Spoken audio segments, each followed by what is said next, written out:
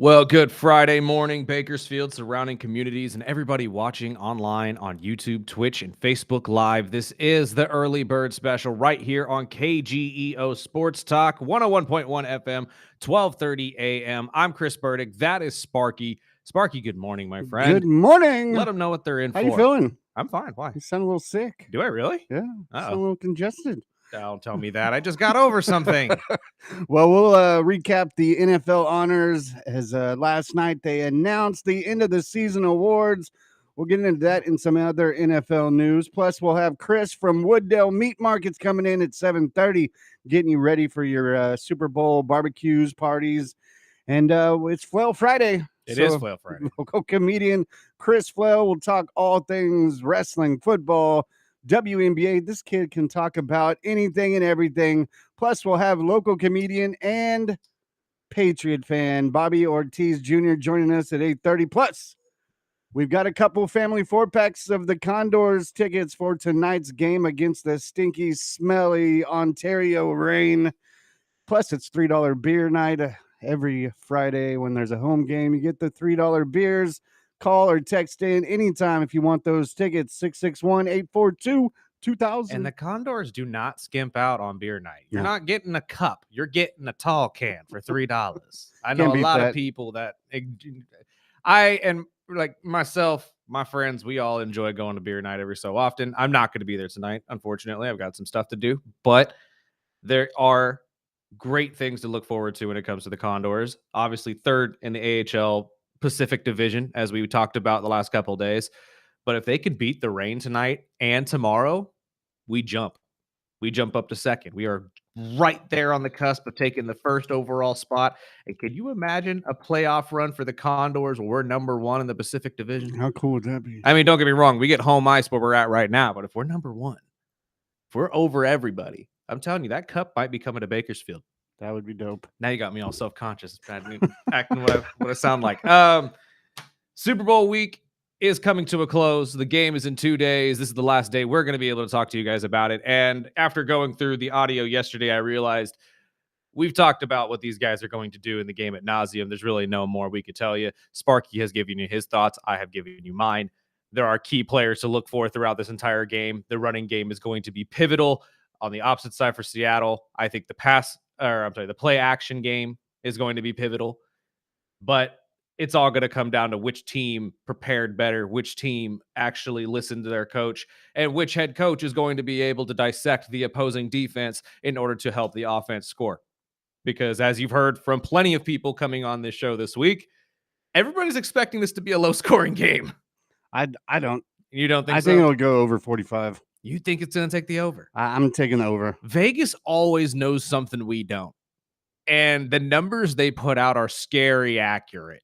Accurate. I thought the last one with the Seahawks and Rams in the NFC, I thought that would be lower, and I was way wrong, so I'm going over. And that's why I'm saying that this is going to be one of those unexpected, exciting games. I think everybody's talking about this game as, oh, this is going to be boring. No one cares about these teams.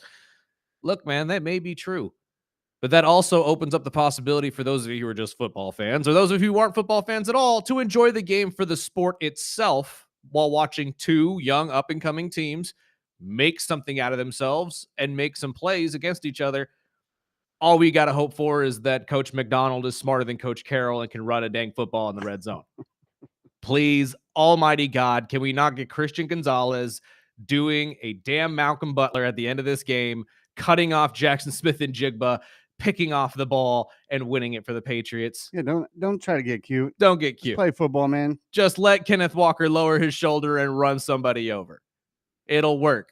The Ellis boys are fantastic, but I can promise you right now, I'm pretty sure that Kenneth Walker can run over that linebacker at least once. So I just don't get pretty, but we'll see what happens. Well, and speaking of that and our picks and what we think we're getting out of this game, I'm glad you brought this up with the Woody clip, because that was something I wasn't sure if we were going to get into. Yes. But Brady being, a longtime Patriot, the GOAT of whatever his time of football.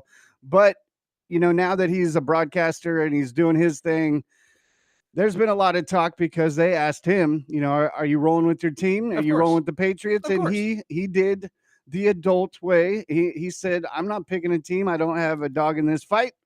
What did we say yesterday, Sparky?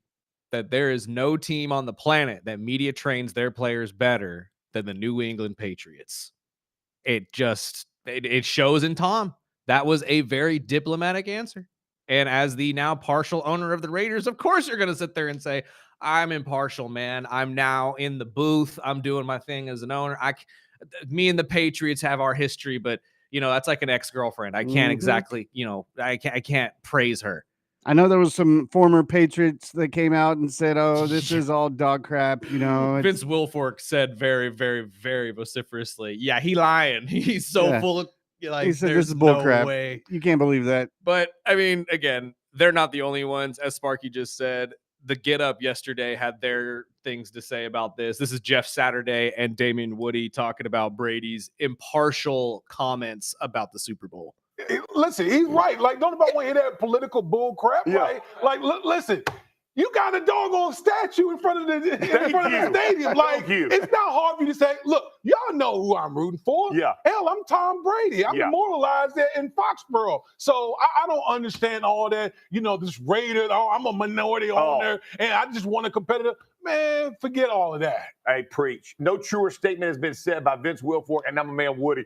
Man, you are a patriot, bro. Everybody in America, Belichick, Kraft, and Brady, 2 decades. You talking about I ain't got a dog in the fight. You are the dog. You are the dog of the New England Patriots. Right. And that you aren't saying, let me tell you something. Indianapolis Colts are in the Super Bowl. Rest assured, for the 2 weeks leading up, you know who I'm going for. You know who I'm pulling for. You know who I think's going to win. All that nonsense. Come on, Tom. That's crazy. I love that he called it politics too. That was bad. Again, they're not wrong. It is a political answer, and he's just trying to keep himself out of the talking points. But in so doing, obviously, everybody's going to put you right back. Yeah, you're going to be in it either way. So, and they're not wrong. I mean, any player that's really a commentator now kind of has that same mentality. I mean, if you played for this team or if you love that team, it's hard not to have some sort of fandom towards them. That's why the question that I wanted to pose to you, my friend, because going through college in journalism school and journalism classes, you're always told you have to be unbiased and keep yourself away from the story. You cannot make yourself part of the story. And team biases are a huge part of that when it comes to sports, obviously. Everybody grows up being a fan of a certain team. You're not supposed to let that show in your work. So with all of these players coming out and saying, man, screw the BS. We know who you're going for because you played for them. Does that kind of change the game now for the journalism world? Because, I mean, people show clear biases all the time on ESPN and all these talking shows. So do you think it's all changing now with these guys stepping into these roles because they're going to keep those biases regardless because they played for those teams? Yeah, I think everyone knows where he's going with who he's rooting for.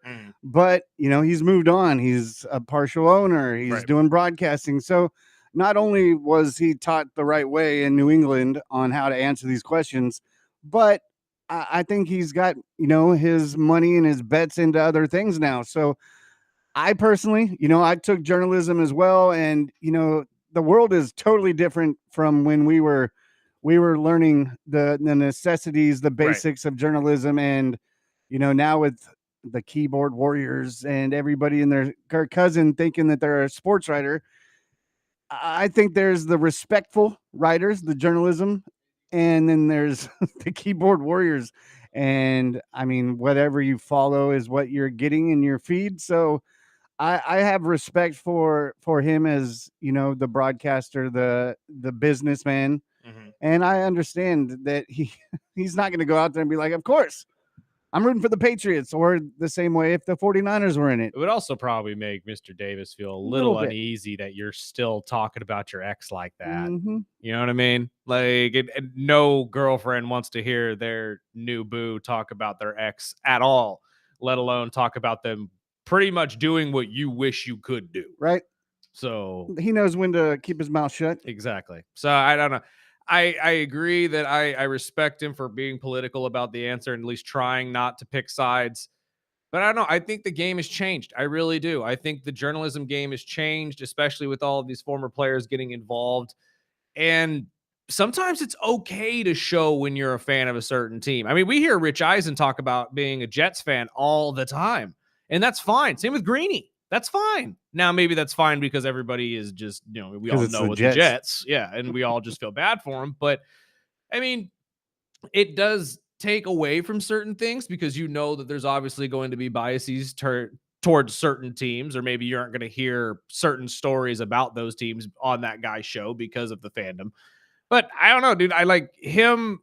Or I'm sorry, all of these guys really, because Saturday said it himself, and McAfee would be the exact same way. The Colts are in the Super Bowl this year. If Daniel Jones doesn't get hurt and the Colts make a ridiculous run all the way to the Super Bowl, you wouldn't have heard the end of it from either of them.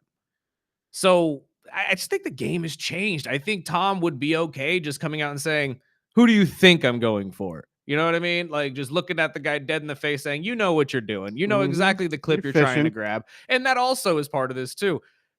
Where does the media get their responsibility in this? Because clearly that was a setup question. That was absolutely a setup question towards Tom. You know exactly who the hell he's going for. And you're right. It absolutely worked. They needed another talking point for this game. That wasn't Drake May and the MVP and all of that stuff. And now all these shows are bringing it up. Right. Including us. Exactly. So it's just, I don't know. I think the game has changed, so I don't think it would have really been a bad thing if Tom would have came out and said, like, of course I'm cheering for my former team. Are you nuts? But I do see why he got political with it. And then honestly, it's like what I said yesterday about Michael Penix. There are certain ways professional athletes need to answer these kinds of questions, or at least these concerns from fans. And this is the perfect way to do that. Tom, once again, another example of why the New England Patriots are the greatest media-trained team in all of professional sports. All of professional sports. It does not matter which team you're talking about. All the way down from Bill Belichick down to whoever the hell the long snapper's name was at the time. Every single one of them can answer every media question on the planet completely to the way fans would want it to be said. Let's just put it that way. And the NFL honors, the awards were announced last night. Yep. And was there any real big surprises for you? Jackson Smith-Njigba winning Offensive Player of the Year. Not saying that he didn't deserve it. I just kind of figured some other people would be more favored in this. Like Bijan Robinson, Puka. But again, Bijan. DJ, did you see him last night? Yeah, I did a little bit. I didn't get to catch the full honors. I loved the shots at John Hamm, though. Well, he was the DJ of the night. So I did. They kept going up to him and having his little comments. I was like, okay. Look, man. I figured it'd be for sure DJ Cheetah. He is the new face of football. Like everybody's excited to watch this guy play. He's personable. And he's got acting prowess too. If you didn't know that, Matthew McConaughey has been working with the kid who did go to University of Texas. But again, not to sing the praises of Bijan, although I could sit here and do that all day. But yeah, no, I think that was the biggest surprise to me. Not again saying that he doesn't deserve it. The guy had an incredible year, 1,793 yards. But it wasn't the first answer that came out of my head. The rest of them, though, I think we pretty much nailed it right on the head when we talked about it a couple weeks ago. Matthew Stafford, we said it yesterday, was going to win the MVP, even though Drake May had a great year as well. Matthew Stafford is the 8th quarterback ever in NFL history to go 4,500 yards. 4,500 yards and 45 touchdowns.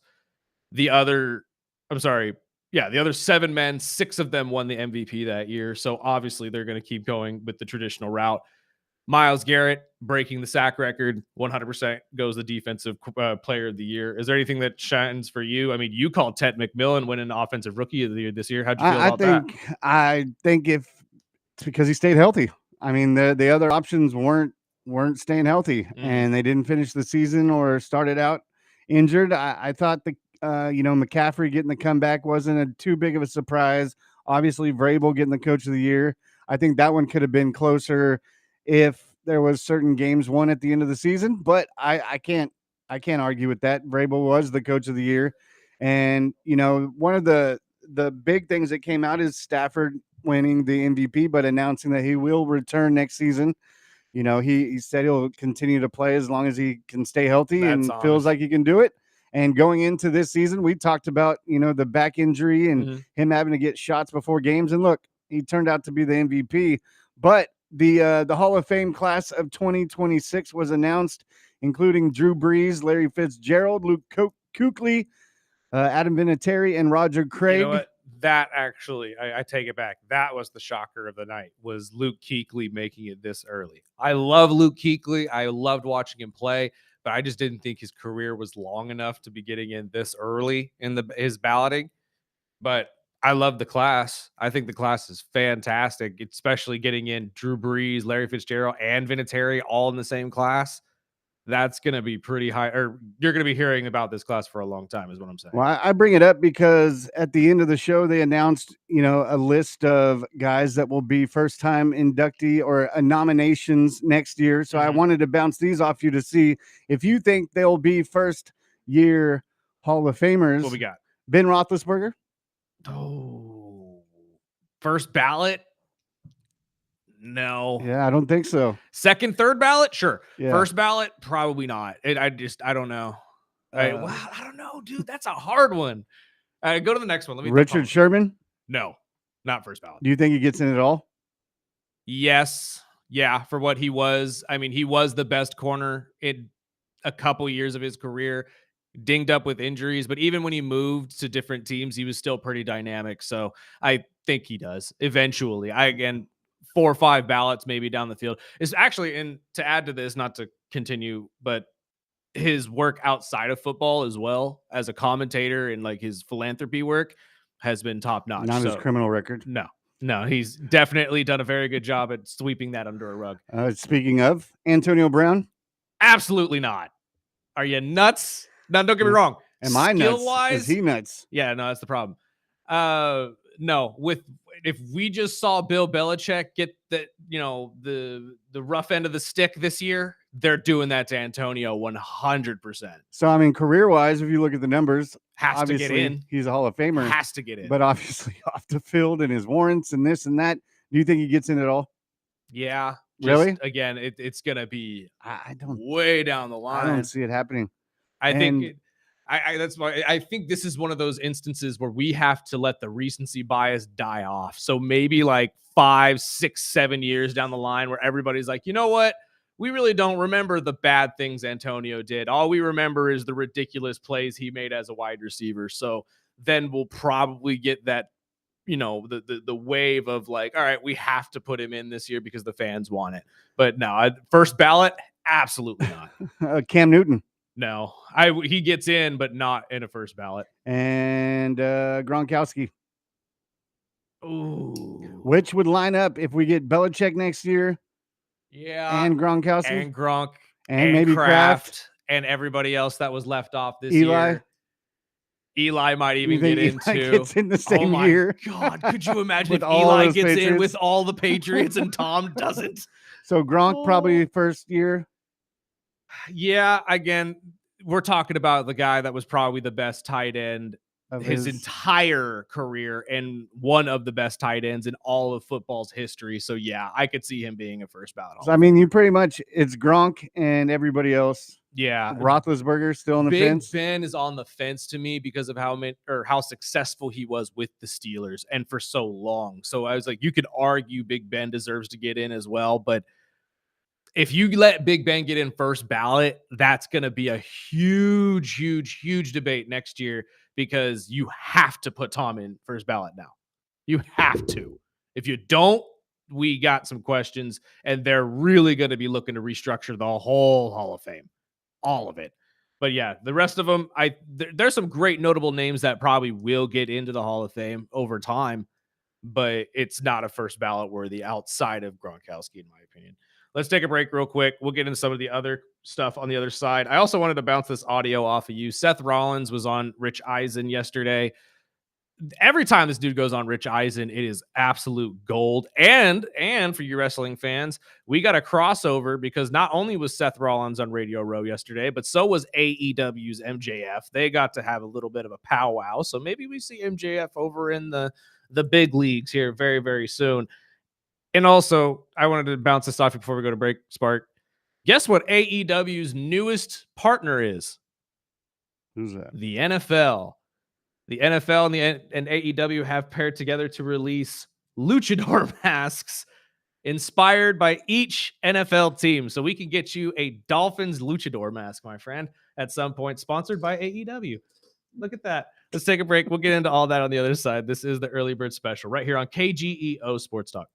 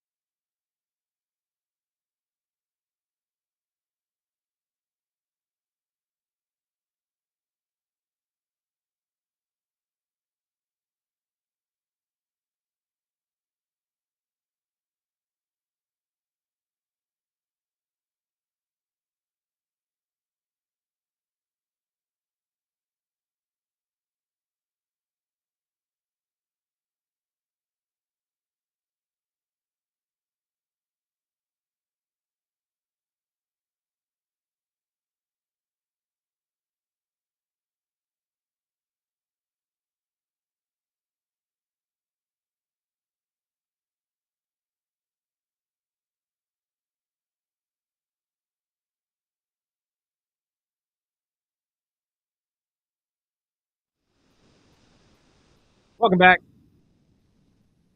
Early Bird Special right here on KGEO Sports Talk, 101.1 FM, 1230 AM. We're also streaming video live on Facebook, YouTube, and Twitch. You can come join us on all those social media platforms, including Instagram and TikTok. The Reels are doing very, very well. We appreciate that. Thank you all. And real quick, before we get to a break and get to our guests of the day, I want to play this audio and get Sparky's reaction. We are a wrestling show and a football show and a basketball show. We talk everything on this dang show. So anytime that a wrestler, especially a WWE wrestler, makes some waves, I like to highlight it a little bit. Seth Rollins, once again, was on Rich Eisen yesterday, and they brought up the Bill Belichick situation, the Hall of Fame controversy that everybody's been talking about for the last couple of weeks. Seth had a very interesting take on maybe where all of this is going. Let's hear Seth. If Belichick makes the Hall of Fame class anyway, despite all of what's been reported, and who would be able to maybe help with the presentation of running an okey doke about what is being said publicly. That would be amazing. Can you imagine pop, the reaction if they're announcing the Hall of Fame, for this year, and they get to the final one and you think it's over, and then the curtain drops or out for the stage comes, the place would come unglued. How would you stage it? That's exactly what I would do. Get them all on stage one by one, announce them all, make it look like that's it. We're going off the air, put the bug up, it is the whole thing. And then bam, in the last minute, hit the music. Hit the music, man. Yeah, let it go. You know what I mean? Shock the world. Yeah. Let him go out there and just bask in it. And to be fair, he deserves it. He deserves that moment. He's the greatest coach. He's the greatest coach to ever coach. What are we talking about? I can't even believe we're having this conversation. It's so ridiculous. So would you dress him in a hoodie as well? Like you put him in all black. And silhouette him or something like that. Smoke. Like what do we do here? You could go full Undertaker style. You could black the house right at the end. Black the house. What happened? What's going on? Lights back on. There's Belichick right in the center. Comes out the crazy train. Dude, there you see. There's the music. That's the music. That's it. Okay, we're workshopping. We're getting there. Would you give him crutches to throw away? Well, he's not hurt. I think well, you weren't either, apparently. Well, that's part of the thing. It's neither here nor there. That's him throwing away his crutches. There you go. It's a good shot. Yeah, you can line that up against me. It's perfect. He's got a tearaway hoodie that he That's it. Yeah, the tearaway hoodie. There you go. And then he sprints to the ring. Oh, wait, that was... I don't know if he's sprinting anywhere these days. He's wandering in, See, I think we found something here. This is... How wild would that be if it happens tonight, right? If the NFL has any guts. If you've got any guts, Goodell, you'll make it happen. So I guess Roger's the Triple H of our operation, pretty much. I got you. He runs the show. Man. He's the head creative guy, man. See, I knew you would know how to stage tonight's Hall of Fame moment. That's what that to happen. What they should do. That's what they should do. Leave it to Seth Rollins to give them an entire WWE-esque situation for the NFL. The NFL has turned into probably the greatest television show, though, on American television. So this could be a cool way to spice it up. I wouldn't lie. And to be honest, I think the NFL could learn a lot of things from the WWE in terms of storytelling. Now, obviously, don't rig the games. That's not what I'm saying here. Anymore. Well, we can't prove that. But don't rig the games, but maybe give us a little bit of a sleight of hand situation here. Would you be okay with the NFL slipping Bill Belichick into the ceremony and just saying, you know what? They made a mistake. Here's Bill. Hell no. No, you don't want this? And I'm a diehard wrestling guy. I just like to keep my wrestling in my football separate. Fair. But I think it would be great. I mean, I could see him out there with the black hoodie and covered up with all the things that have been going on with the set black hoodies. But I know they said Crazy Train would be the song to come out to. I don't think Crazy Train fits, though. He's got to come out to the Hulk Hogan song to me. He's got to be a real American. I'm telling you. So can you imagine just hit, like I said, tearaway hoodie up. He breaks out. There's the pyro behind him. He just goes, bam. And there's Bill Belichick with his bust saying, boom, I'm here, and just throws everything down. I love it. I thought that was hilarious. Hopefully you guys enjoyed that as well. Let's take a break real quick. We got some guests to get to on the other side. The guys from Wooddale are here. If you're like me and you're still on the fence on what to make on Super Bowl Sunday, I've looked at 4 or 5 places in the last 48 hours, and I'm hoping that Chris has the correct answer when he comes in after this break. I'm telling you, if there's one man that I can think of that would be able to find you the ribs you're looking for, it'd be Wooddale Meat Market. So if you are also like Sparky and you can't find the right thing to barbecue this weekend, you're going to want to listen to the next segment because our guy Chris is coming in from Wooddale and he's got the deal for you for the big game. This is the early bird special right here on KGEO Sports Talk.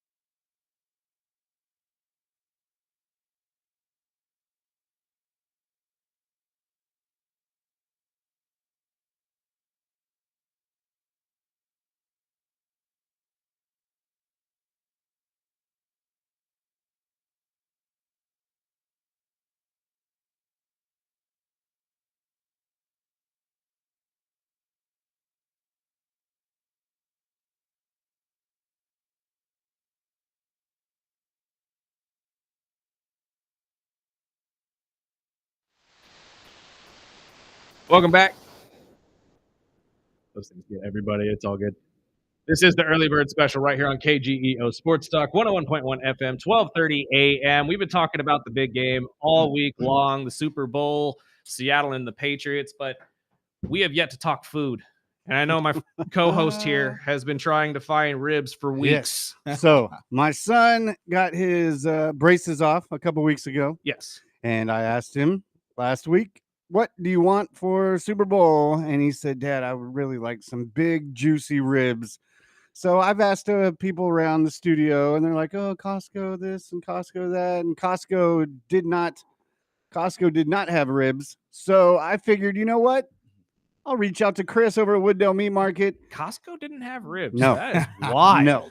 But I know he does, so that's a good thing. Always, man. I got several different types of ribs. Obviously, Steve knows, from baby backs to beef back ribs to even I got the dino ribs, man.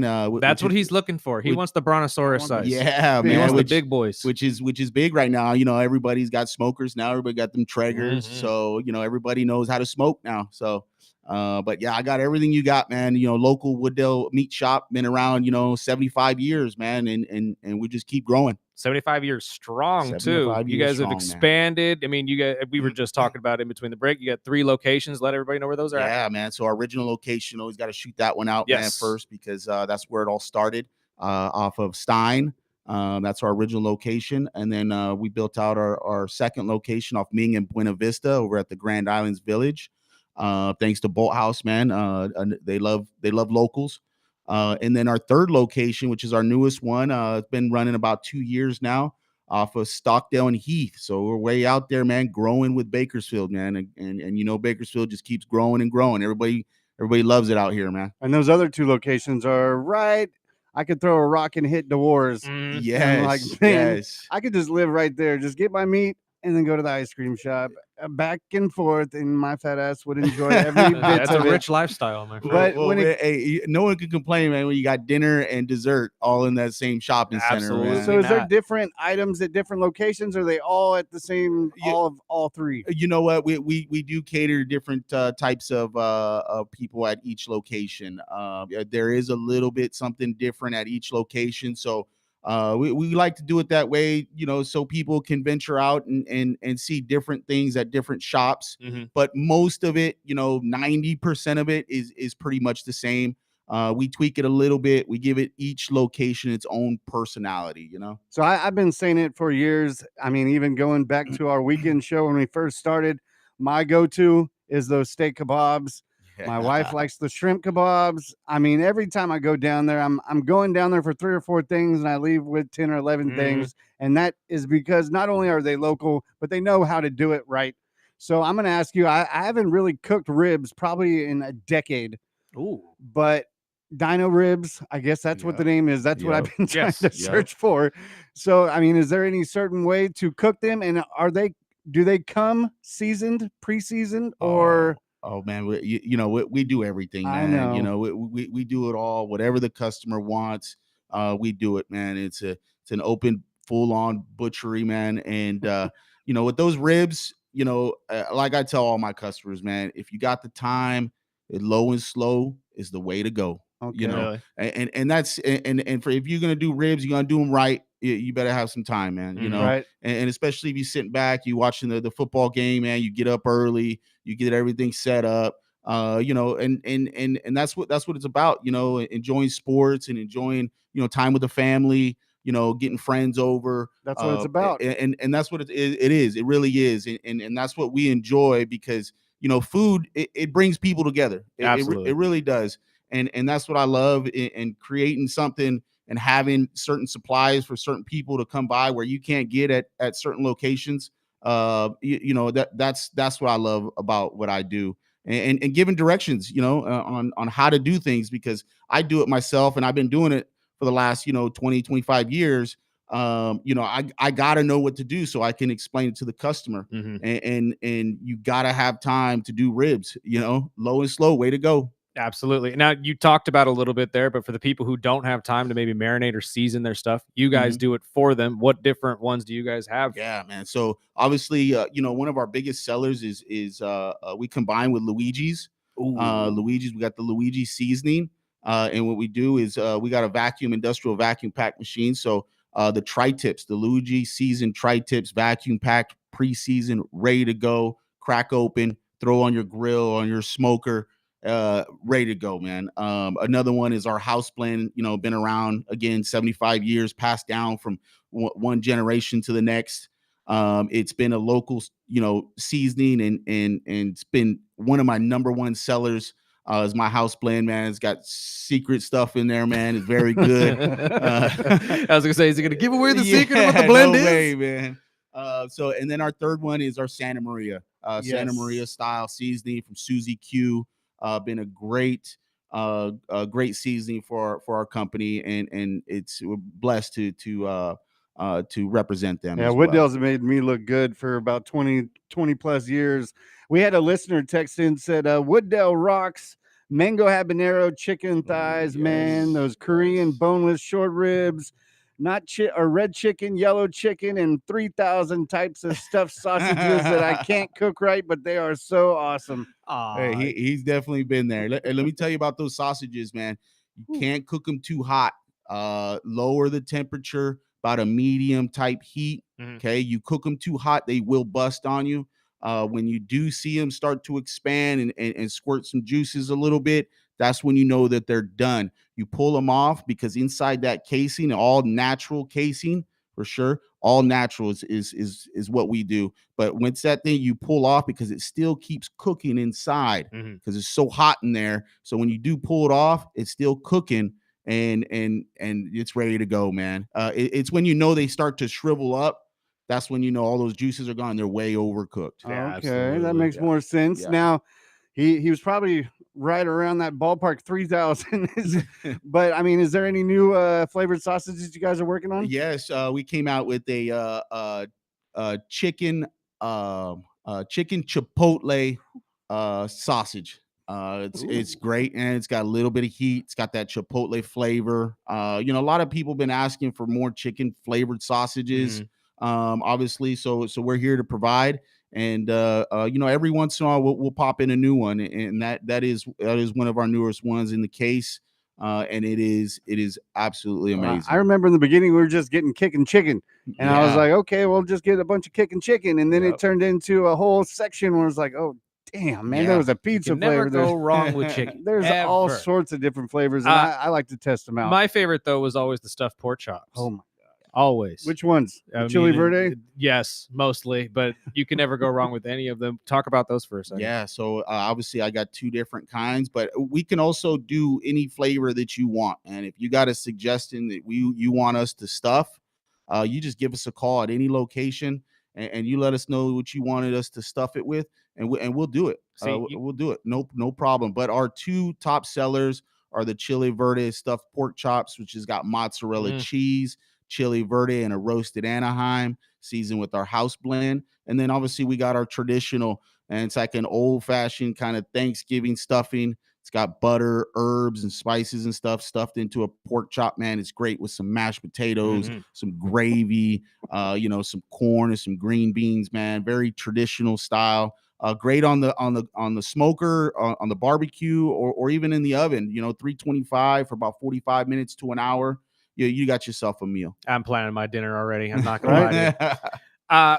Obviously, Sunday's big game is here. What big deals do you guys have going on? Yeah, so I mean, all our deals are definitely on the spot. We create new deals all the time. So chicken, all our marinated section, man, we got great deals on those. Baby back ribs we got on special right now, and we kind of just fluctuate with the market. We try to do our best to give the community the best deals possible.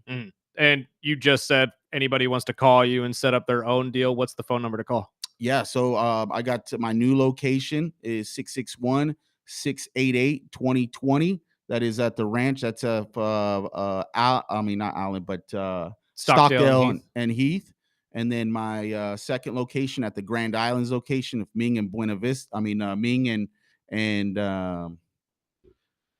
And I'm trying to think of the cross Yeah, street my next time. We were just talking about this before the break. That's the one it, closer to you, isn't yeah, it? it's off Ming and yeah, it's just Ming. That's all I remember. The Solely Major using- Street. Everybody knows the Major Street. Yeah. so right past the marketplace. yes, that one is 661 735 7585, and then our original location Stein is 832-7373. And you can't go wrong calling any one of those locations because Yes. they most likely will have the meat you're looking for. And it's Ming in Buena Vista. And Yes, I think- Buena That's what it Vista. is. So if I've got a bunch of meetings. Say I want to test out these dino ribs, and he said baby back ribs, and that just No. I like baby back ribs. You got to too, go with the man. Brontosaurus. And ribs. I know I always go to. I like their corn on the cobs. They're like the Ooh, yeah. classic, the huge. all peeled and ready to Yes, go. I man. love their corn on the cobs. I always get a little extra. I Yeah. gotta get the kebabs. But say I want to order some ribs when I get off work. Can I put that order in when you leave today? Always. Are you out at that new location? I'm out at the new location. I do bounce from location to location because I always want to make sure that everything is running right. You never know. sleep. I know you. Yeah. So you got to always put a little bit of heart at each location. Every location I love because I've spent a lot of time at each one to build the reputation that we have. But yeah, if anything that you can think of, we can pretty much 99% do. Yeah, everybody for you. knows if you want the best meats, you go to Wooddale. So we are a sports show, and it's the big game. Are Yes, you huge game. you got any predictions this weekend? You know what? I'm rooting for Seattle. I'm rooting for Seattle, Everybody man. is, Wow. I'm telling you. Yeah. And a lot is, just kind of what has happened in the last, year, with Cooper Kupp. I thought the Rams really did him dirty. Yep. On his end. Great guy, very, seems like a loyal guy, and he was ready to stay with the Rams, and they went, instead of going with him, they went with Devontae Adams. I'm a USC fan, Attaboy. Fight on. Yes. And Sam Darnold, I went to one game, which I always remember with my dad, and it was the USC Texas game, and it was an absolute shootout and went into overtime, and Sam Darnold ended up pulling it off. And I've always been a Sam Darnold fan, and same thing. I thought the Vikings did him dirty. They had a great opportunity to re-sign him. He had an excellent year there with Justin Jefferson. And again, sometimes the underdog is always underlooked. And I believe in myself. As an underdog against some of these big, chains where they have a lot of great prices and a lot of different things. But, you never count us out. And I believe that story, represents a lot of people around here. You get passed up or you get overlooked. It definitely resonates. And I agree with you. I like Sam's story a lot. I like you, big USC fan, growing up that way. And him going into the Jets, I knew wasn't going to be good. I think a lot of people did. But the way the rest of the league has just cast him off too, not just them. It's just like Carolina did it. Technically, the Niners did it. Minnesota did it. Somebody finally found this kid a home, and I'm happy to see it. And give it up to the coach too. Coming out for his first year, right? Both of them. Well, yeah, Vrabel's first year, McDonald's second year. McDonald's second year, man. I give it up to them. I mean, hey. The Patriots too. I like the Patriots. I think they got a great story with Vrabel. Coming back, he used to play with the Patriots, right? Won a Super Bowl there. Could be the first player or first person to win one as a player and as a coach for the same franchise. Yes, yeah. So both great stories. But I think Seattle's got the weapons, and I think they got a great defense. Man. Yeah, absolutely. And before we run out of time here, let's talk about Wooddale and how you got started with Wooddale. Obviously, you said it's 75 years running. You've been established since 1955. Yes. For people who have never been into Wooddale, take the next couple minutes and tell them all about it. Yeah. So, I mean, obviously, we're a local company, man. Been around, and this is the fourth generation of Wooddale. Me and my father took it over about 25 years now ago.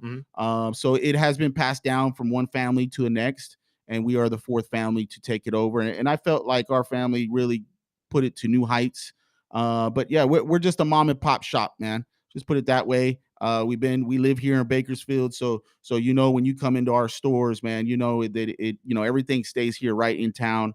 We just love the community. We love giving back. We sponsor a lot of high schools out here, high school sports. We sponsor Liberty, BCHS, Stockdale, you name it, man. So if you got any clubs out there, man, that you got maybe some youth athletics, or you're looking for a sponsor or something, man, hopefully that we can get out there and maybe give you a little sponsor. We love helping the young youth athletes come up, and that's the future of sports. Absolutely. Sure. Soccer season's right around the corner. Yeah, man. All different types of sports AYSO we look at, man. Always looking for sponsors. Yeah. Always. You come by, you talk to me, man, and hopefully maybe we can give you a little something back, man, to the community. We got some text messages for him real quick. We got two of them. One is saying, do you guys still have wild fish? And if so, what is the best selling fish right now? Yeah, so obviously best selling fish on wild is the salmon.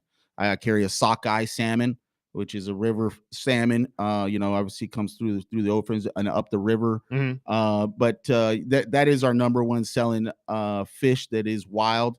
I don't carry too much wild fish. But I do carry, swordfish. I carry a what they call a Dover sole. I carry orange roughy. Mm-hmm. Certain fish like that I do carry, but most of them are frozen. I don't carry a fresh seafood section besides small amounts, which is the salmon and shrimp. I do carry fresh. I don't know if we asked this question already, but where does most of the meat come from? Harris Ranch. Our red meat mostly comes from Harris Ranch. There is a little bit that doesn't. Obviously, I carry a Wagyu, an Australian Wagyu, which is one of our higher end steaks. Very good. But yeah, most of it, all our prime, all our choice, Black Angus choice. I don't carry anything less than Black Angus choice, which is graded by USDA, and that is the highest quality out there. Awesome. And then the reason I ask is just because you said you don't carry a lot of fish. I've gone deep sea fishing in Mexico before and have seen how much these guys can bring back. So I was thinking maybe you guys could go down there and just, haul it all back with you. You never know. Hey, you know what? A job, man. Hey, I wish it was that easy, right? Man. If it was, I would definitely be doing that. Make something happen. The other one says, I grew up always remembering staring at that crazy pig face in the meats. And he said, if I have a family of 10 coming over, what is the best selling steaks to get right now for a full family? Man, let me tell you, best price, bang for your buck is what they call a baseball steak, man. It comes off the top sirloin. What we do is we kind of weed out all the gristle, all the fat. It's just a nice medallion style, very portional, not too big, not too small, and very reasonable in price, man, and very, very tender, man. A baseball steak. Are they called baseball steaks just because of the size? It's like a baseball size? Exactly. It's round like that. Well, actually, the Harris Ranch restaurant came out with it, and we kind of ran with it. That's I'm gonna awesome. try that. What's the difference with the Wagyu? What's that? So Wagyu is very, very marbled, man. Very, very, very tender. It is a very. You sound like Gordon Ramsay over here. It's very up on the higher echelon. A little bit more expensive, man, but every once in a while, it's okay to try something new, right? Absolutely. Beautiful. Sir, thank you so much for your time. We really appreciate it. Go out to Wooddale Meat Market. Go get your meat for this weekend's barbecue. Trust me. Every weekend. Weekend. He's going to have what you need. And he's hooked us up with a couple gift cards that we might be able to give away before the end of the show as well. That'd be awesome. Giving back to the community as always. Hey, Sir. thank you guys, man. I appreciate you guys, man. Appreciate you. Go have Cowboys. Oh, you had to slip that in. Yeah. We got to take a break. Chris Flail on the other side. This is the Early Bird Special.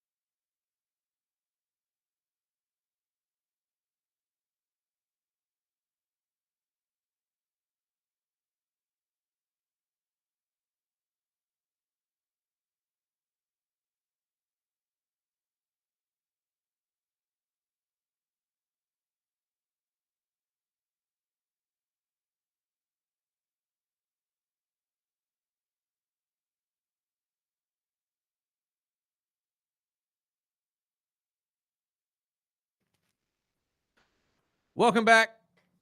Early Bird Special right here on KGEO Sports Talk 101. The beautiful Chris Flail is here. It's good to be here. I've never been so hungry before a radio spot in my life. Dude, and 7:30 in the morning talking steaks and my stomach's like, I'm just in the parking lot salivated for 20 minutes before this. I'm glad I didn't grab a donut because I don't want a donut. Not at all. That's what I told Flo. You want to do it? He's like, I want to. Closest thing you're ribs, going to get man. with me is I'm going to go to McDonald's to get one of those McGriddles and pretend it's just a piece of steak. Yeah. Ew. He just spent 8 minutes teaching us how to cook the pizza sausage, and now I got to talk about the trade deadline. For See, I'm glad he brought that up because I used to go every other weekend and try different sausages. Yeah. I go back old school, the kicking chicken, but I like spicy food. Sure. So when they started announcing all these different spicy sausages, but I'm like you, like I wasn't 100% sure if am I cooking it right, or is it a medium cook, or so I in the beginning, legitimately it would blow up on my grill sometimes. I wore out a grill on Wooddale Meats specifically. That's what they're there for. Like 4 or 5 days a week, just jamming on that. What's your go-to? I do the mango habanero chicken thighs. I haven't tried that. Like I'll get 3 or 4 pounds of those. I'll get the yellow chicken, the red chicken. They've got these Korean barbecue short rib things that they cook and crisp like bacon. But it's got a more substantive, like filling taste to it. It's tremendous.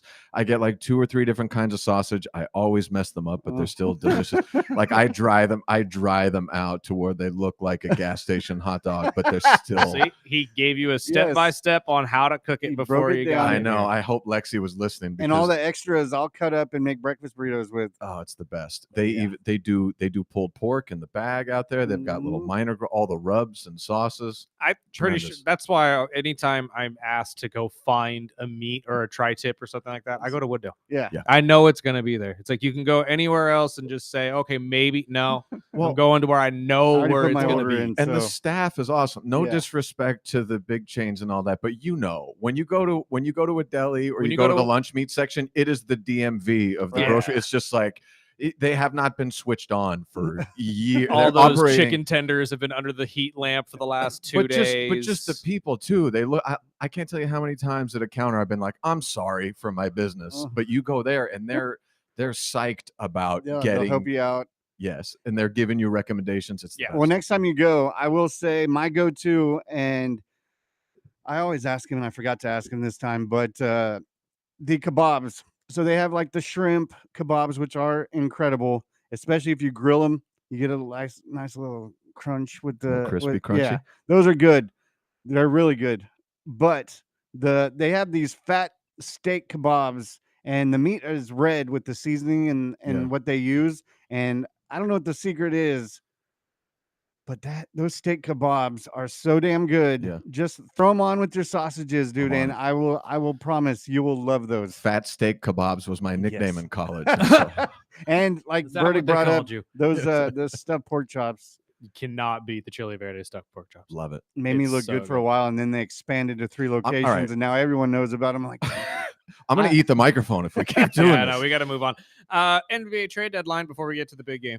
Yeah, we were just talking about this off microphone, and my overarching thought on this is parity is not meant for every league. It's great for the NFL because the shield is the real product, and so you like to see different teams competitive every year. So this is cool that these are kind of 2 anomalies get into the Super Bowl now, when we all thought it would be Philly and the Rams and all that Kansas stuff. City. So this is great, but in the NBA, it is a star-driven league, and it's okay to have 4 teams in each conference that are nothing.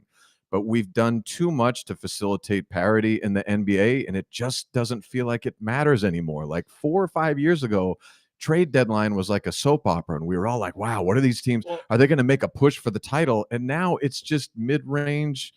Nothing. Kevin Durant's famous quote is, have a fun season. Don't worry about what's going on at the top of things. Right. None of this mattered. And forgive me, that's why I was looking through the pages I had here, because that's all the trades from last night since the show, and I was looking through just to see if there was any of relevance that we could actually highlight. Not necessarily anything that's there that would change the needle for anybody, but we've heard all the big names that got moved out. I said this during the break, but this trade deadline just kind of felt more like, instead of teams are gearing up to make massive runs, we're seeing teams cut losses with a lot of these guys. Yeah, absolutely. When it comes to Anthony Davis, Jaren Jackson Jr., James Harden, all of these, I mean, even Darius Garland to a point.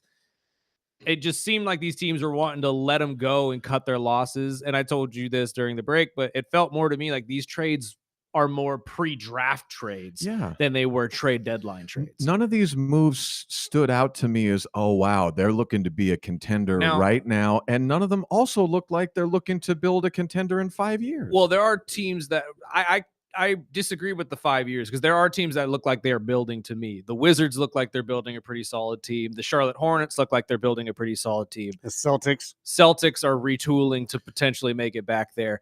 But there are teams that I agree with you that are making moves, claiming they're doing it to win, and I don't understand. Sorry, Spark, but the Chicago Bulls. I took the press release that the Bulls sent me as a longtime fan, and they, now having 9 guards and no center, and the tallest player on the team is 6'9". Well, the Bulls said they made these flurries of moves in effort to get away and leave the middle of the league, and with 115 second-round draft picks for the next 5 years. You're leaving the middle of the league, but you're going straight downwards, my friend. By the way, any team, which we all should know about our team's rebuilding. By the way, hilarious. Go young. Hilarious to call themselves the middle of the league right now. They're the 10 seed in the East. So that is not towards the bottom. That is the bottom 7. That's like me saying, look, I don't want to be just one of the highest grossing comedians in the world. Right. Like you're not already. I just want to be in the middle. You are already not. And they made their rebuild moves a year and a half ago. They've been doing it for 20. Rebuild. Right. They've been doing it for 20. Yeah. I mean, ever since Jordan. Yeah. They've been doing this and that, and they get on, they get a good team, and then they ship out Butler. They ship out guys like that, and it happens every time. At least it looks like they have some type of answer. Okay, well, we're rebuilding. We're going with young talent. Okay, then do it. Sparky, I don't know when it's going to happen. I don't think it's ever going to happen. The sports gods they will smile upon you in the next couple of, you are a Dolphins fan, a Chicago Bulls fan. CM Punk is main eventing WrestleMania. Yeah. It's coming. I know it's going to come around for you at some point, but boy, they're putting you through a trial. Right? Yeah. Right? No, I mean, glutton for punishment is something that I call myself, but I do feel worse for him sometimes because, I mean, I saw the same press release as him, and I was scratching my head thinking, Chicago thinks these are going to make them better. Now, in the guard room, sure, Jaden Ivey and Giddey should be a great tandem together, but I didn't see any other move that they made that was going to get them anywhere towards the upper echelon of the Eastern draft Conference. Picks. That's what he's talking about, is all the draft picks. Yeah, but didn't you say that most of them were second rounders? It doesn't matter. That's what I was going to say is I haven't seen, and you tell me if I'm wrong, I haven't paid attention to this as closely as I should, but I didn't see any unprotected top 10 picks go out to anyone during the trade. Did anybody get a top 5 caliber unprotected pick in this? One of them swapped. I think it was Washington. No, one of the major first round draft picks was a swap between the 2 and the 3, I think. But even then, it's not necessarily anything that was like, oh, somebody now just jumped into the top 10 of the draft this year. I agree. And we don't even know who that is, though, because of the draft lottery. Sure. So all you're really taking right now is probability rather than actual draft picks. I agree with you that Boston had a good trade season, and also impressive that they've got a good shot to come out of the East without Jason Tatum, which is pretty amazing. And now they've got playing the worst style of basketball I have ever seen in my life. I looked it up last night. They average, I think it's 43 or 44 3-point attempts per game. And so brutal style of basketball, but it works. Well, it works for now. We'll be talking football when Bobby gets here. So let's get over to some wrestling, because I know that we won't be able to get into that in the next half hour. So, I mean, you already brought up the CM Punk. What are you thinking about these post Royal Rumble? Now we're getting some of these matches set up for the next PLE. What are you thinking, CM Roman? I wanted to be a little disappointed at the Rumble results, because you watch and it's like, of course, but I can't be mad. It's TKO is running this thing. Of course, it's gonna be in hindsight, I thought it was going to be more obscure. I thought it was going to be a much more obscure, keep us guessing type thing.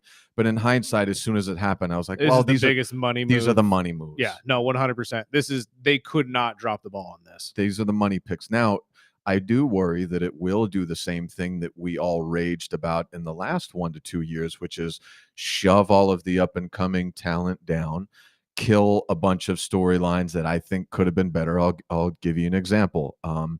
Liv wins the Rumble. Great. Raquel loses her Monday Night Raw title match, and I was like, man, are they gonna finally do it? And I'm like, they didn't do it because it's gonna be a bigger money incremental event for Liv and Stephanie Vaquer. She'll probably drop the belt to Liv, and then they'll blow up the Judgment Day through that. Instead of building up to it, it's gonna be an afterthought. I think it's gonna be a triple threat where they blow it up during that match. I think all of this is going to come to a head when you get Raquel, Liv, and Stephanie at Mania at the same time. So you think they're going to be in the ring? They're going to have a match. I think it's already started. I think the interference with Liv on Monday is the kickstarter to all of this, and Raquel won't stand for it. Interferes in this next one, and that turns into a 3. I don't know how likely this is, but the thought that came to my head was, what if Raquel wins the Elimination Chamber? What if they have her go through the Elimination Chamber, win that match, and then be the first one to sit there and say, I don't want the SmackDown champion. I want my belt. And then we have a forced, okay, both the Royal Rumble winner and the Elimination Chamber winner want the same champion. Or she wins Money in the Bank and cashes in on Liv. Yeah. Oh, I don't know if Money in the Bank is between now and no. Mania. No, but when Liv gets the belt, she cashes in on Liv. Oh, you mean afterwards? Yeah, no, that's entirely possible too. Again, I thought they would blow up the Judgment Day on the way to WrestleMania. I thought because Raquel had such steam, she's clearly they knew merch. I was like, all right, this is going to do it. Well, and this is the perfect time because every single one of the Judgment Day members can stand on their own if you blew it up. Yeah, and they're leaning that way with Finn. Dom can easily do his own thing. JD's really the only outlier, but he's still an amazing talent, and I think he's got a lot of respect. So you can easily just sit there and say, you know what, Judgment Day has run its course. Let's let all these guys go do whatever the hell they're I still, the back of my head, I'm still thinking they're going to find a way to keep that group together, probably in different portions. But I don't know, man. And I think I'm wrong, but I would really love to see Finn beat CM Punk. So I just don't think they'll let it happen. I don't think they will either. But so here's my two problems is, again, I'm starting to feel like you can call.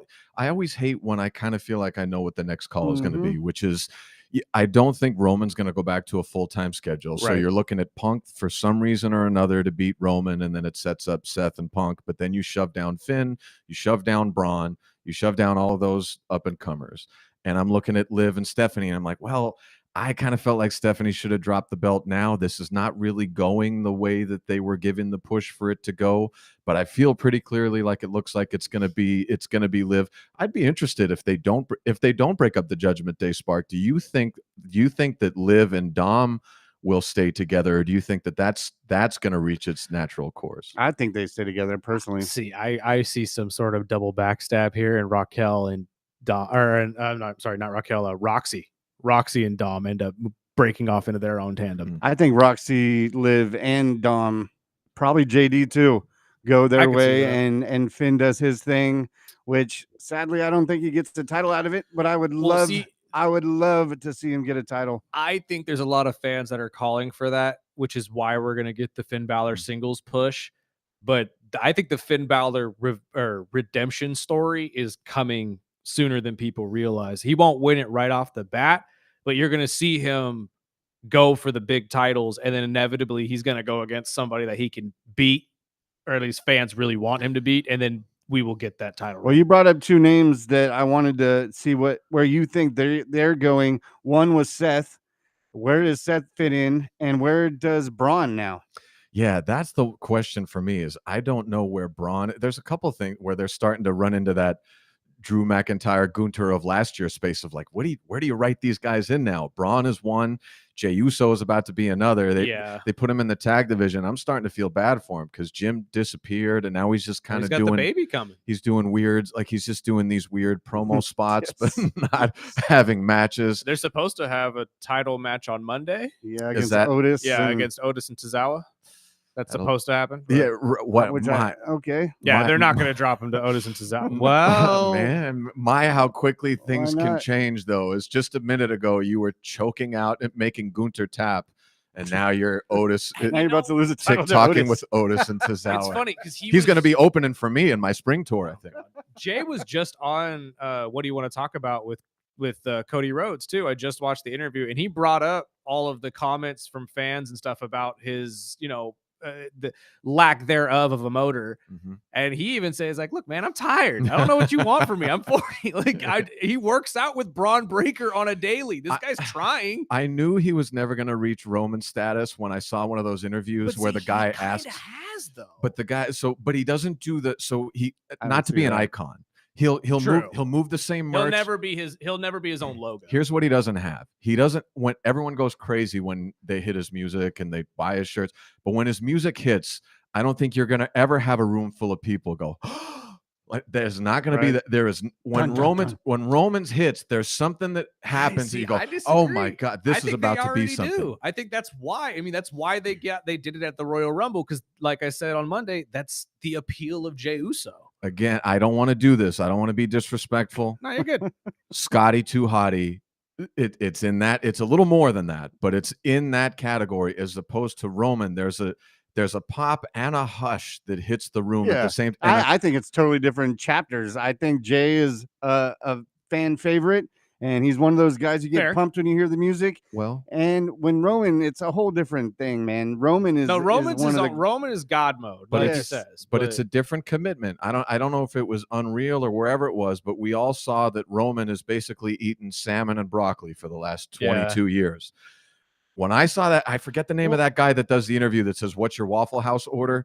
Jey Uso had the most elaborate. Yeah, and I was like, "Oh, this guy, he's Samoan. This guy's That's Samoan blood. That is not the passion for Waffle House that is going to catch Roman in this game." No, but and also everybody forgets Roman goes through the leukemia thing and all of that. Like he's gone through some trials in his entire lifetime, so I give him all the respect in the world. I'm just saying, like, the point of, like, no one lights up when you hear his music. No, I disagree on that one. I think Jay absolutely gets the same pop in that regard, but in-ring talent, you're right, he's not the same level. I'm not saying they don't light. They absolutely light up.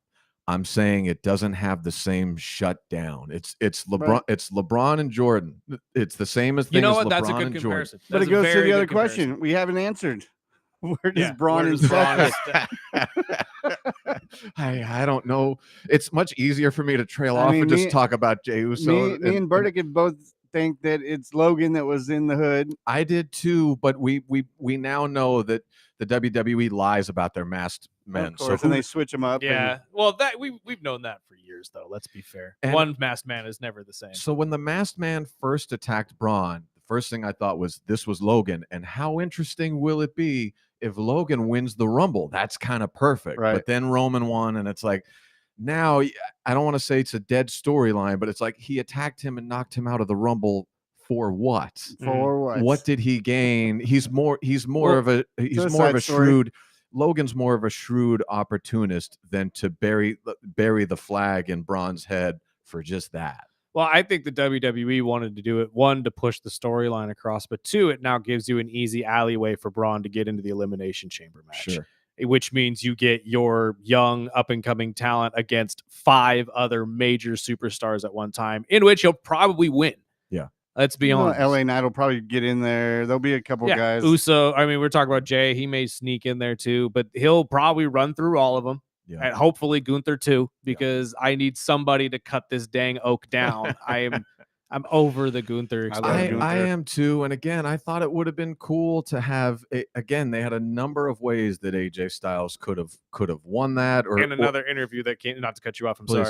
sorry. Stephanie McMahon sat down with AJ. Yeah. And he addressed those that situation as well and said he doesn't even know what the future is for him anymore. Yeah. Which means he ain't done. It's just done in WWE. He ain't done. Gunther, you have the great storyline of the giant bully who's afraid of his own blood, who everything changes when he gets into a real street fight. Yeah. They have not come back and hit that ever since. And it's almost to where I thought the Ray Phoenix spot was interesting, where he choked him out over the ropes and all that. I was getting tired enough, but again, like it's like there's no alternative. I almost pushed into, I swear, after the Gunter thing, I almost went, you know what? Let me just hop over the fence and check out AEW, and maybe I'll dive into that.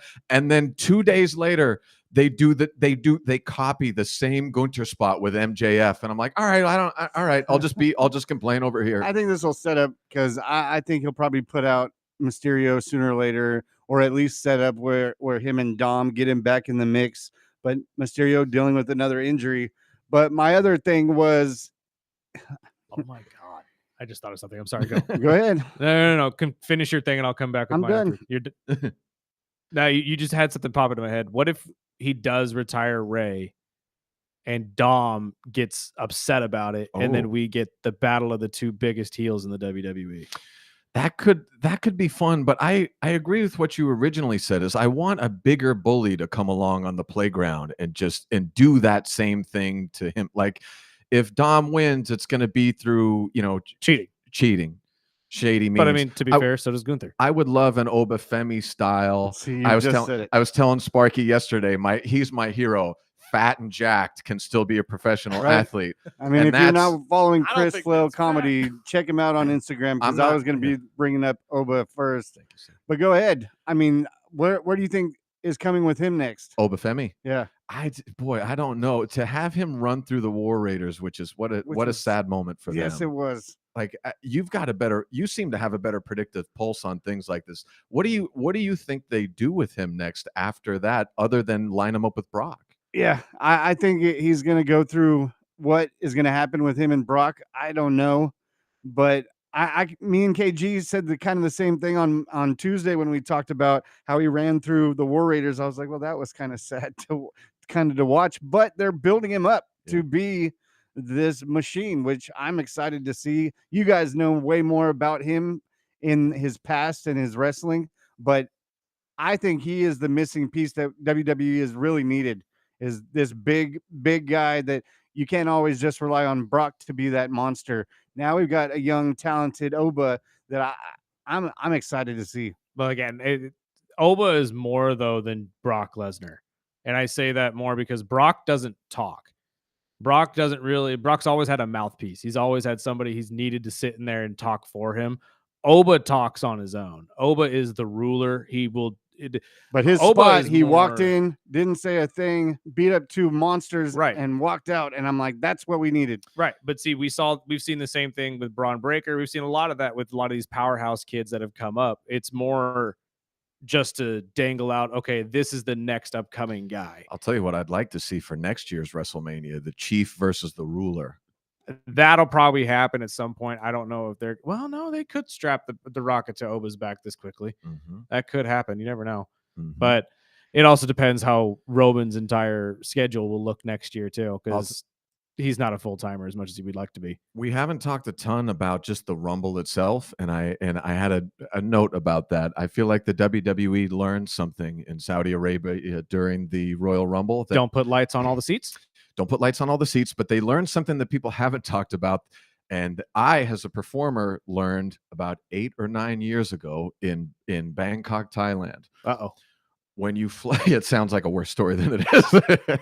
When you fly over the pond, they do not understand American culture and how we intertwine with Latin American and Mexican culture the same way that we do over here. They had a bunch of duds bringing out Mr. Iguana and Lola Vice and all this other stuff. And I learned that in Bangkok, Thailand, the first time I had headlined something out of here. I was doing like 35 minutes and I was talking about all my stuff that I do here. And this crowd of basically expat Australian and British people are just looking at me like nothing. And as soon as they hit, as soon as Mr. Iguana's music hit, I went, oh no, this is about to be the most awkward Iguana 12 minutes of anyone's life. I didn't think about that moment of my life in Thailand until Iguana's music hits, and I immediately got full chills all over my body knowing what was about to happen. Yeah, no, that's fair. Again, it just doesn't translate like it does in the States. They brought out 2 Americanos.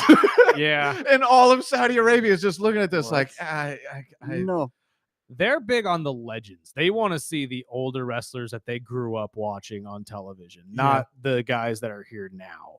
Yeah. So that's honestly why I was very surprised we didn't get more legends in this year's Rumble outside of Brie Bella, which I don't know about you, but I could live without. And apparently is now pregnant. So I don't even know why she came back. She's pregnant. See, I thought the return was super cool, and I thought the whole crowd doing the yes chant, and then they turned to the crowd and started doing the yes chant was super cool. Because Cooper DeJean in a recent interview just said, "Oh yeah, the baby's coming. Bree's pregnant." I said, "Are you serious?" So she came back for nothing. Football players need to stop going on all platforms. Stop. Oh no, this was I think on Radio Row. I know, but stop streaming. Stop doing interviews. The reason you're so good at what you do, we can't lose the amazing whites. You can't. You haven't thought about anything else but your job in a football assignment for 26 years. Do not do this. Oh no, Netflix has their own channel of podcasts now, and I'm like, okay, yeah, that's taking over. When you retire, go to do your broadcast classes and figure it out. But if anything has been learned in this last 3 months, if you are currently in the NFL, nothing good is going to happen from you sitting in front of a microphone. Where does Cody sit? He's gearing up for another match for Drew. Yeah, I don't know. That's going to be soon too. That's going to be an interesting tripartite of him, Drew, and Jacob Fatu, and how they pass the belt around. I really don't know. I mean, I don't know when you give it back to him. Does he chase for WrestleMania? I was just about to ask that. Do you think Jacob gets it first before Cody gets it back? Well, we still haven't fleshed out the Jacob Fatu attack story. Yeah, where's Orton? Are they really going to do this? They're just going to shy away from that. It's already dead story. I mean, if you were going to make that a thing, you would have made that a thing when he first came back. I don't know. That story is not exciting to me. I mean, I'm a big Jacob Fatu fan, and I love that the Drew got his title, but I'm like, okay, what are we doing? Yeah. And it just doesn't. Hopefully, the next PLE will bring better story to it, maybe different curveball or something to it. But yeah, that story is not as entertaining to me. And it seemed like they're kind of, I don't want to say they're burying Cody, but they've been calling him QB1 for 2 years. And now you've got Punk and Roman clearly headlining WrestleMania and throwing shade at SmackDown in Cody's house. Like, I mean, I don't know what that all is about. No, it's just they have a mutual hatred for Drew McIntyre. I've heard everybody say it's like, oh, you trounced your other champion. So, okay. Like, Drew doesn't care. Drew's been trolling everybody online for months. Yeah, but you still have to move the needle. I mean, unless they're just moving away and taking SmackDown to some streaming platform or something. I think that was the plan, yeah. If that's what you're going to do, great. But you still have to move the needle on Fridays. And Drew has the belt, but you're selling tickets and merch still for Cody. I mean, he's going to be the guy. Right. And Jacob, he's going to. Cody's the straw that stirs the drink. And I don't know about you, but I feel like we learned that when they came here. And because I didn't realize how much he moved merch and how much he is the man. When you're in the room and that music hits, it is very clear. This is the guy. Oh yeah. He is the last couple weeks. He is not being held in the light of the guy, and nor is his show, which was already struggling for ratings. And now you've got Raw taking shots at SmackDown. Strange. I think there's further story being built there because Survivor Series will be coming up at some point. But when it comes to Cody not having the belt and them taking shots at Drew and how weak he is, it's, in my opinion, or at least from what I can gather, they're trying to build Cody into somebody that doesn't need the belt to be that guy. We've got plenty of say-so in terms of, the fandom choosing who their guy is. They have all rallied behind guys like Cody for years. Yeah. And you have an opportunity here to make him Shawn Michaels, essentially. You have the opportunity to make him so big he doesn't need the belt. I mean, Undertaker was that big. You don't need to put the belt on the guy to know this is the dude. Do you think he might be looking to step away and jump into Hollywood and take more of the Roman path? I know he's wanted to take a break for family time. Yeah, that's probably more likely because he does have 2 baby girls. But I still think, I mean, Cody, they'll find a way to put Cody in, and Cody's always going to sell merch. But I think it was almost good time to have him have a break without the title and see where they can. And I think after they get through this story, with whether it's Jacob Fatu that gets the title, I think he will get it before Cody does. But I like the long story that Triple H is best at, and sooner or later it will get back to whether it's Cody and Roman before Roman retires, or another Cody CM Punk round. I think there's so much talent out there that they have the ability now to get through WrestleMania and kind of readjust what's hot and what direction they want to go within. Yeah.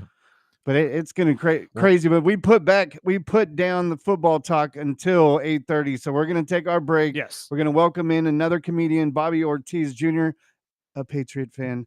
So we'll get to your text, and we'll talk a little Super Bowl right after this break right here at KGO Sports Talk.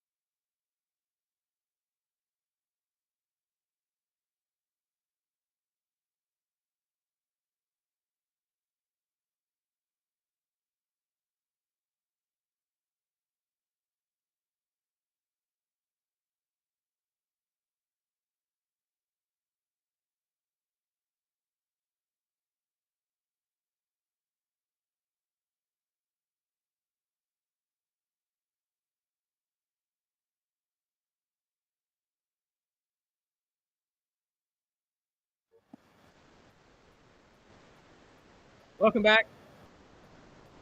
Early bird special right here on KGEO Sports Talk, 101.1 FM, 12:30 a.m. We had one comedian, and now we doubled. Chris Flail has stayed, and Bobby Ortiz is here. Hey, how everybody doing today? You came in the enemy colors. I had to. I know. I get it. I do understand. But there's a Dolphins fan on the other side of the glass that's aiming, something. I don't mind at all. They're trying to find their way over there in Miami. Yeah, well, I think we all are at this point. So, as we were saying during the break, though, you're the only Patriots fan that we know that called the shot a couple months ago and still has the receipts. You can go on our social media page right now and see it for your dang self. But how are you feeling? I'm feeling great. This is very prophetic. I feel like a mega church pastor that spoke this into existence. Absolutely. Everybody been getting on me. Even now, everybody's still rooting against me. Oh, y'all have no chance of winning. I'm like, all right, just watch and see on Sunday. See I've been telling people, everybody picking Seattle worries me. Right. Because traditionally, what is it, like 65%? If 65% of the public chooses one team, it traditionally goes the other way.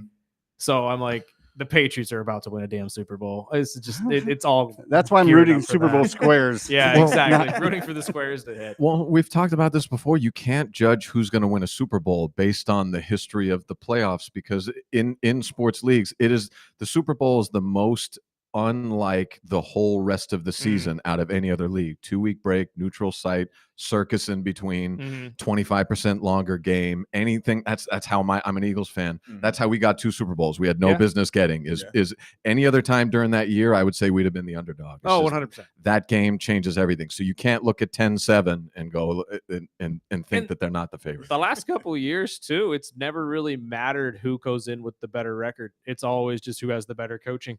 Yeah. And most of the time, for you guys at least, it has been you, because you had Bill Belichick on this entire situation. But now you have Mike Vrabel. How do you feel about this going into this? Coach of the year. Yeah, coach of the year, Mike Vrabel. I feel great. Again, when I was on here the last time, I wanted him the year prior, but again, they wanted to keep it in-house for some odd reason. So he took a year off to be with his family, get his mind right. Come back, win coach of the year. Wasn't he helping the Browns at one point too, or is that Saleh? That might have been Saleh. Yeah, he was helping the Ohio State last year. Ohio State, that's what it was. Yeah. So he went to go get his mind right, come back. In his first Super Bowl as a coach, hopefully he gets to win as a coach and a player. As you guys said in the last segment, this is the first person to be able to have the opportunity to win it with the same team at least. Yeah. So I'm very excited in the Super Bowl era, because Ditka technically did it as a player and a coach too. Yeah, okay. But again, he does that. I'm sorry. He does that. Doesn't he do that? I save us from internet Doesn't trolls. he just Actually, I save to my calculation. Actually, dude, look, brother, I save you from internet trolls. That's all I can tell you right now. Because if not, there'd be people in the YouTube channel. Actually, you dumb.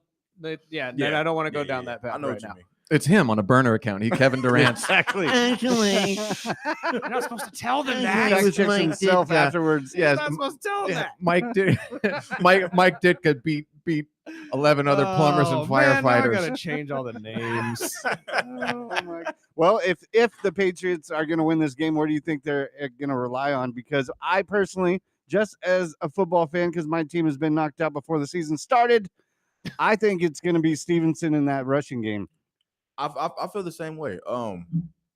Seattle, that's one of Seattle's weaknesses is, holding up against the run. Again, they have great DBs all around the field, fast linebackers, but their front four is where the weakness is. And our offensive line, that's one of our weaknesses. But hopefully Will Campbell, brings his hard hat this Sunday and finally wakes up to be what everybody hopes him to be. But people out here calling him a left guard, imitating a left tackle.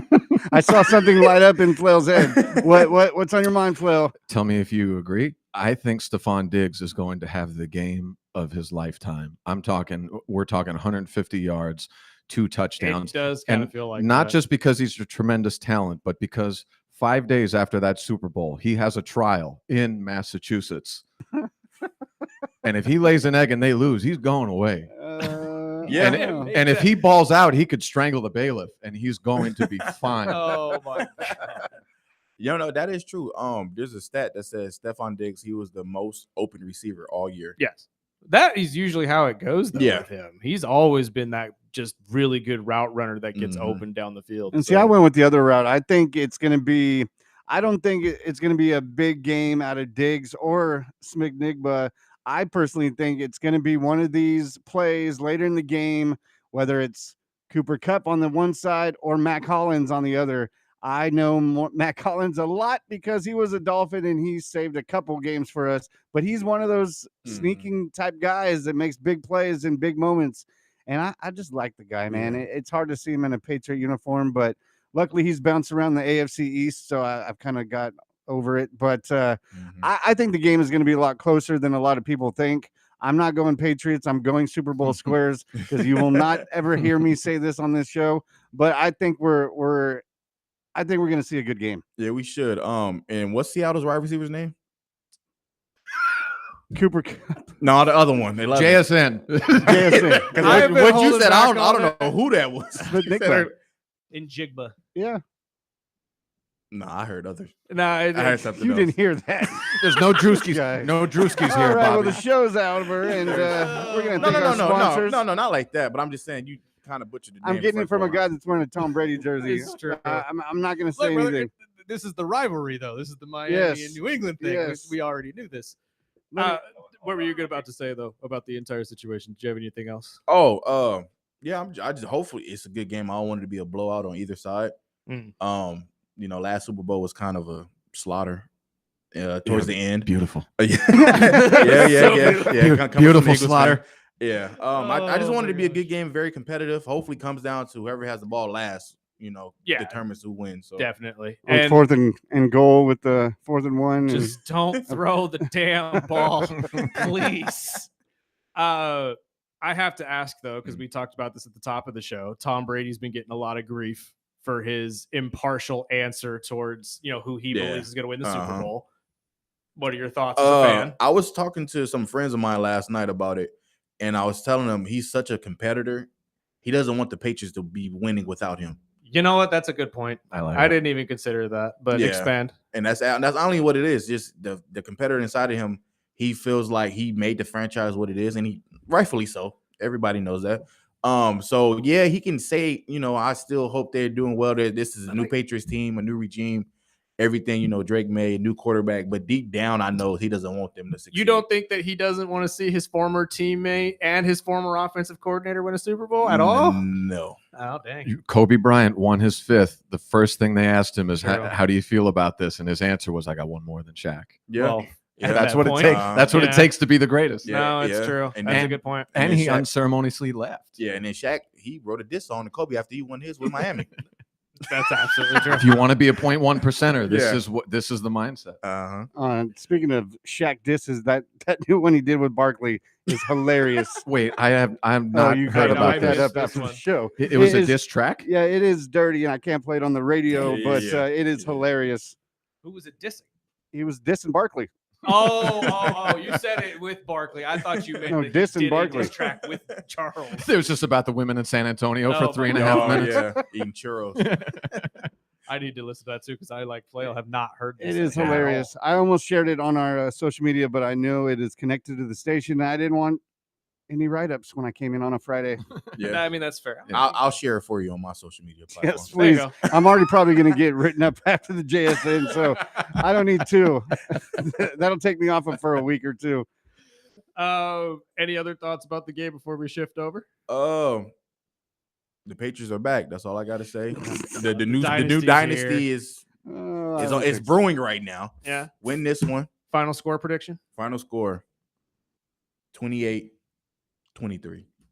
Okay. Everybody's at least been close. Forgive me. And that will take us over the 45. Yeah. That Vegas has got the line for. Forgive me if you guys already talked about this, but how did you become a Pats fan? So this is kind of crazy. I have this story for everybody. Nobody believes me. So when I was a kid, my dad, he had a work meeting in Boston. Probably was like 3 or 4. And he brought me back a bunch of Boston stuff. Mm-hmm. So I kind of had an interest with Boston. My first name starts with a B, Boston Red Sox. They have a big B on their logo. My favorite music group is New Edition. They're from Boston. The Celtics is my favorite basketball Oh team. my God. The Red Sox. You were This guy's just killing born me. to be from The Boston. city called. The city called out definitely, to you. definitely call my name. Now the Bruins, I don't really watch hockey, but I do support them from time to time. But Boston College, nah, I can't support them. They're not too good. That's probably the downside That's of where the Matt Boston Ryan area. came from, though. Nobody you got cares about something. Matt Ryan. Fine, I care about Matt Ryan. Somebody's got to. You better be lucky Mike Vick had his problems, or Matt Ryan would not have been in Atlanta Falcons. What a great memoir title. This is absolutely true. At the end of your illustrious sports broadcasting career, what a great memoir fun title. Someone has to care about Matt Ryan. Somebody's got to be a Dolphin fan as well. I get sign off. So you are a comedian. Yes. We haven't talked to you in a little while. So I mean, how did you get into comedy? And you have any upcoming shows? I know the open mics are starting up again next week. We had Anthony in yesterday. Yeah, I started not last October, but October of 2025. No, 2024. That's when I started. Again, life was, doing a number, and my therapist was like, you need to find an outlet to, help you heal from your traumas that you have going on. Since you feel like you don't have nobody to talk to an audience. Make it funny. Release, your trauma on them, and hopefully they can relate to what you're going. Everybody going through something. So I went to open mic one night, improv my whole set. People loved it. People loved it, and they keep telling me to come back, and I've been doing it ever since. Any big shows coming up besides the open mics? Let me see. I have a show this Saturday at Grumpy's Brewery. It's more of a showcase type of show. My next biggest show is in Spanaway, Washington, March 28th as of now. Hopefully I book something in between. Just recently I just opened up for TK Kirkland here in town. Nice. That was a pretty good show. Had a fun time. But yeah, I'm just here working on my material, trying to work on my next type 5, type 10. Hopefully build my first 30-minute set within the next year or so. I have plans on doing something with that. So I'm just here earning my stripes in this comedy game in Bakersfield. So right on. Absolutely. Yeah. Well, keep doing your thing. We are always here for our local comedians and try to get your name out as much as we can. But going back to the game, I mean, I thought New England was going to be good. I called it in the offseason. I thought they were going to go in the right direction, especially when getting Mayo out. I was still shocked that a team like Tennessee was just going to let Vrabel walk. I'm like, really, dude? Yeah. And I mean, I wasn't expecting them to happen this quick. I mean, a lot of things fell into their favor, whether it was Buffalo, whether it was the injuries. I mean, that just happens. It's part of the game, and some things just line up. But I mean, looking into the future, I mean, they spent a lot of money in the offseason. Is there anything after this in the offseason that you're looking that, maybe we need this or that to keep this rolling for multiple years? Bring in Max Crosby.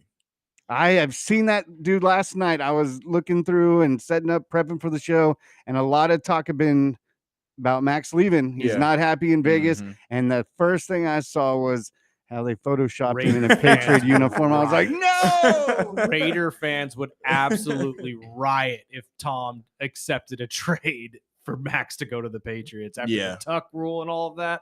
Nah. You want to take their heart too? Yeah, definitely. We need to. I don't want to take us too far in the opposite direction, but has anybody been following the John Gruden coverage? Yes. A little bit. Oh my God. What's happened now? Well, from last thing I read was his lawyers are trying to get Goodell to testify. Oh, I don't mean that. I just mean him out in San Francisco for Super Bowl, running in. Speaking of the Tuck rule, running into Rich Gannon on the street. No, I haven't seen running this. into the Mexican national flag football team, and he's running into people on the streets out of nowhere, having these beautiful 3-minute segments with them, making them he made Rich Gannon do a snap count in public in the middle of the street. Really? Oh, it's the best. All on his social media. Most heartwarming. It's so funny. I didn't even. It's so good and heartwarming. I didn't even think of all of the trial stuff that you had just mentioned. It is so funny that he's got these two paths going on right now, where he is Barstool Santa Claus and also holding the NFL to task for their underhanded potential alleged. It's funny you call him Barstool Santa Claus when Portnoy's got that beard, and I just Well, That and he guy is- runs like he's got a sled attached to him now. Yeah. We've seen as well. I don't know if you saw that race that Portnoy was in. But he is that wasn't a race. That was him playing boss and just saying, "You're going to start 20 yards back that way, Yeah. and I'm going to take off same time as you." But just seeing a man run that way just does. I'm like, man, it makes We should me feel put him bad. and Rich Eisen on the Oh, 40-yard man. dash against each other. It makes me feel bad for the upbringing. Like I'll never forget. This was 15 years ago. I was in college and I saw a kid that I knew throw a football and like have no idea how to throw a football. And I immediately was like, man, I can't imagine what Did your you see childhood was it? like. I love Barstool, so not to go down this entire rabbit hole, but when they figured out that Portnoy's not that high up in the Michigan tenure, like he really has no power in Michigan, he just went to Michigan, and they're all just mind blown by that because the way he talks is like, dude, we thought you actually had power there. Like we thought you were making moves. Like, no, I'm just a fan. It's like Portnoy does a very good job of making everybody believe that he is just this bigger than life guy, which is not a bad thing at all. It's more of just like that's his personality on television now. Well, It's and with the crazy. last minute or so, a big shout out to our boys over at Wooddale Meat Market. Yes. Get out there, get your Super Bowl barbecue ready. Hopefully, a big shout out to Flail, Bobby. Thanks for stopping by. Good luck this weekend. I would be happy if you guys win as long as I get my Super Bowl squares and I don't burn the ribs. I'll be happy. But we got a text for you, Flail. It says, Flail, what do you think? With that weak ass stomp, I have a feeling that masked man was Adam Pierce. that would be hilarious. I would love to see a match with Adam, like Paul Heyman gets Adam Pierce fired, and then Adam Pierce has a match with Braun Breaker. But Pierce has to sign up for being put in the Pat McAfee role, where you're actually very athletic and you can strap him on and do this, but you're just going to have Pierce to is get a former wrestler. Yeah, but he's going to have to get bullied by Braun, and I don't know if I wouldn't want to see him do that. Get snapped like a twig. Yeah, nobody mean, wants that. Well, there are some people that want that. Paul Heyman wants that. So, gentlemen, thank you so much for your time. We appreciate you so much. you. One last thing. Just shout out everybody that watched this morning. My coworkers, I was listening on the radio on the bus. I told you I'd give y'all a shout out, and thanks for having me on. I appreciate it. Absolutely, anytime, my friend. Next time you wear that Tom Brady jersey in here, though, I'm gonna have to ask I don't know that my key will work. I'm just saying. But The no, good mic's luck not this on. weekend. Oh, I'm Thank so you. sorry. We got to get out of here. Thank you, everybody, for joining us today. We really appreciate it. Join us on Monday, 7 to 9 a.m. We'll talk all about the big game, the Super Bowl, and who won, and a whole bunch of other stuff as well. And I believe Rick Bentley from KGET will be joining us as well. This is the Early Bird Special. Sparky, let's get out of here.